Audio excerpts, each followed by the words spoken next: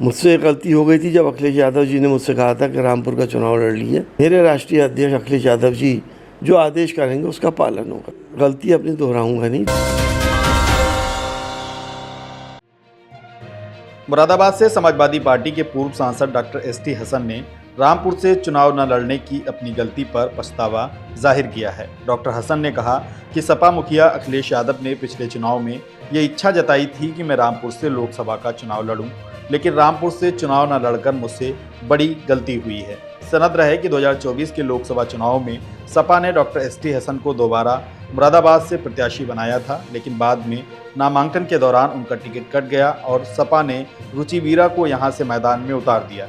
इस तरह रुचि वीरा मुरादाबाद की नई सांसद चुनी गई हैं। बहरहाल एसटी हसन ने अब कुंदरकी विधानसभा से उपचुनाव लड़ने की इच्छा जताई है।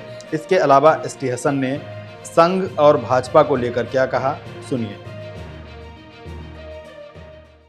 देखिए, वैसे तो मैं पार्लियामेंटेरियन हूँ और मैं तो यही चाहता हूँ कि पार्लियामेंट में जाऊँ, लेकिन मुझसे गलती हो गई थी जब अखिलेश यादव जी ने मुझसे कहा था कि रामपुर का चुनाव लड़ लिए। अब मैं ये गलती अपनी दोहराऊंगा नहीं। जो मेरे राष्ट्रीय अध्यक्ष अखिलेश यादव जी जो आदेश करेंगे उसका पालन होगा। अगर अखिलेश जी कहते हैं और टिकट देते हैं तो मैं लड़ूंगा।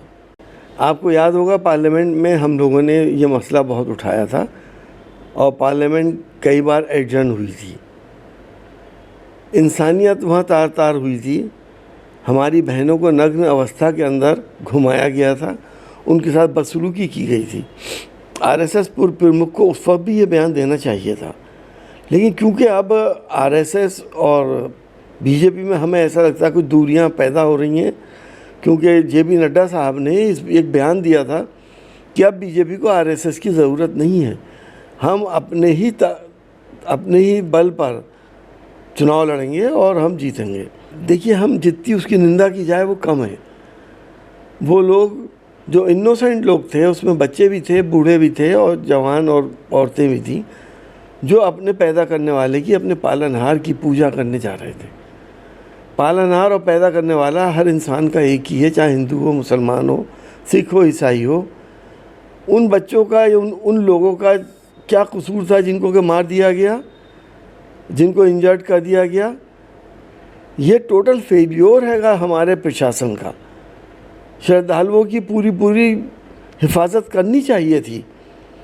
पीठ थपथपाते रहते हैं कि जब से 370 हटाई है कि आतंकवाद ख़त्म हो गया। मुझे बता दिए कोई महीना अगर ऐसा गया हो जिसमें आतंकवादी घटना जम्मू कश्मीर में ना हुई हो।